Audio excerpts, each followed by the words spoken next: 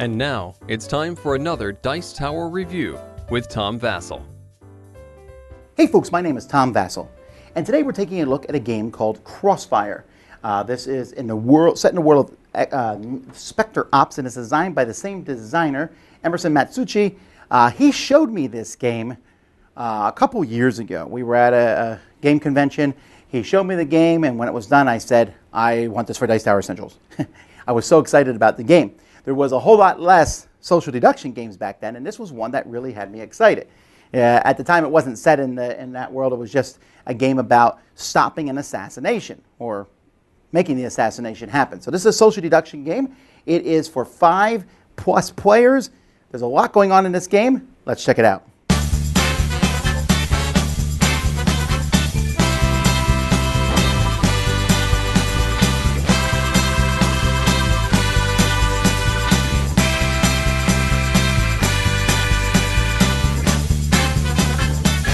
There are two ways to play this game, Crossfire mode and Sniper mode. So let's take a look at Crossfire mode first.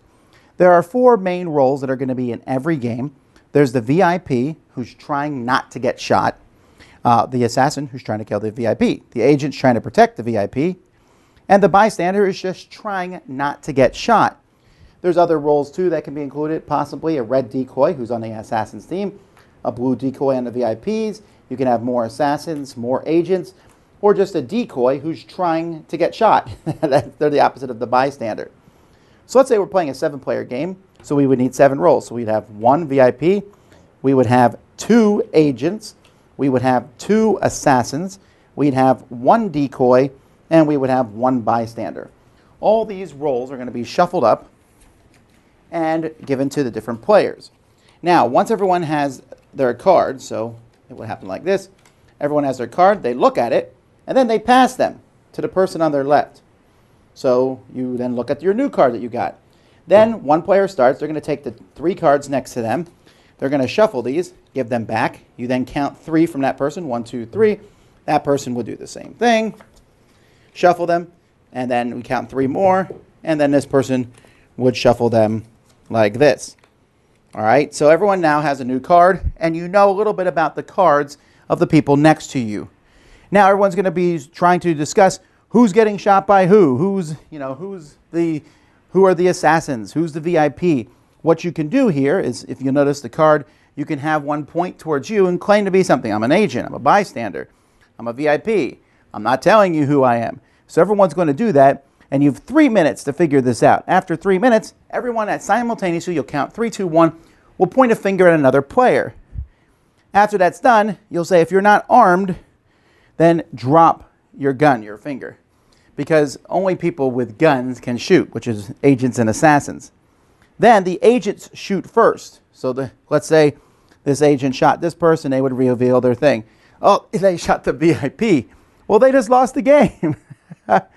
Otherwise, then the assassins get a chance to shoot, and if they shoot the VIP, they win. And of course, the bystander is not on either team. They just win as long as they are not shot. And the decoy is not really on any team. They win as long as they are shot. Everyone else is on the blue or the red team. Now in sniper mode, the same thing is very similar, but one person is the sniper. Everyone knows this at the beginning of the game. Their goal is to take out the assassins. So you'll put 2 assassins with a bunch of other roles in the game, do the same thing, and then everyone's trying to convince the sniper who to shoot. And after 3 minutes, the sniper will stick these cards in front of the people that they shoot. If they take out the assassins, they win. If they don't, if they shoot the VIP, they lose. But otherwise, let's say they shoot the bystander and they shoot one of the assassins. The other assassin has a chance then to shoot, and if they pick the VIP, then the assassins will win. And then there's a few other roles that you can throw in the mix if you want to. We have the bomber, who just, if you're not shot, you win and everyone else loses. You can play with a peacekeeper. You win if no bystanders are shot. And the bodyguard here counts as an agent. You're just protecting the person that you point at. So they have to figure out who the VIP is, and they can try to protect them. And then you can have multiple bystanders also if you want. So that is how you play. Okay, at the beginning of the video, I said that there was a lot going on in this game. And that's true as in the back and forth, but the actual gameplay itself is very, very simple. It's like a lot of social deduction games. You are basically just trying to convince people that you are not who you are, or that you are who you are, back and forth. So we'll get back to that in a second, but there's a couple things I want to talk about. First of all, the theme. Now, they put this in the world of Crossfire, so it's not in our real world, which I think is good, because assassinations are not a topic that is really that friendly. Even in this world, some people still might have a problem with someone trying to assassinate some very important person, even if that person's evil, which we pretend that they are. So just keep that in mind. But the artwork here and everything puts us in some futuristic alternative world type thing. Card quality is good, but as with all these games, I would sleeve them because you're going to be pushing these rolls around a lot. It is very easy, though, when you flip a card over to instantly know what that card is. And it tells you how you win on your card. Well, it tells you how to win in Crossfire mode. Doesn't tell you how to win in Sniper mode, but they're close enough. The rules are easy. The game also comes with a timer to keep things moving. And overall, it flows really, really well. The game does need 5 players, so that's a thing, right? If you have 4 players, this isn't going to work, and 5 players is the lower amount. I played it with many different player counts, and I want to say like 7 or 8 is where I like it. But let me tell you this. There are 2 modes in here, Crossfire and Sniper. I like Crossfire. I love Sniper. That is my favorite way to play, and with the people that I played with, seems to be the favorite way to play with that. Crossfire is a good game, and other than the shuffle mechanism, and we'll get back to that, it's very similar to other games like caching guns and things like that. Sniper feels different. It puts all the pressure on one person. That person's job is to sit there and figure out who's lying to them or not. And at the 3 minutes, they got to go, you and you. And so everyone is sitting there back and forth. The VIP doesn't want to be too blatantly obvious, although sometimes they are, like, I'm the VIP.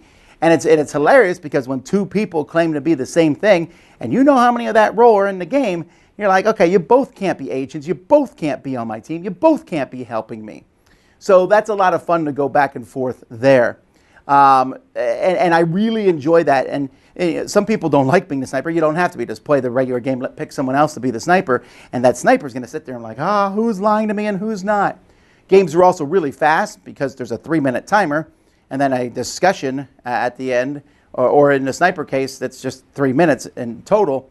So it is really, really quick games. And you can play this over and over and over and over again, and I have.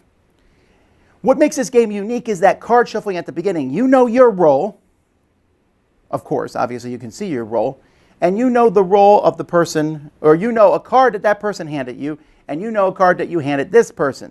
So you can say, look, I had the assassin card, and it's in one of these 3 cards. It might not be me. It's definitely not me, but it's either Bob or Sally. And since Bob is claiming to be the agent, and I'm the agent, Bob's definitely the assassin. Bob says, are you kidding me? Same thing, back. So we sit there and argue back and forth about it. And that card thing is really neat because you have a lot of information, and you kind of know where cards are. You don't know exactly where they are. So I could sometimes, I played in a game, and I'm like, hey, everyone on this side of the table is telling the truth, because I didn't see any assassin cards at all. So it definitely has to be at that end of the table. And over there, they burst into fury that Tom Vassel's a liar, which I'm not. And so the game is really entertaining in that regard. And again, if you mess up, big deal. It's short and it's fast. There's a lot of social deduction games out there, all right? This, in my opinion, is in the top tier of them because it's unique in how the cards are dealt out. That's a really unique but simple method to see a lot of different roles.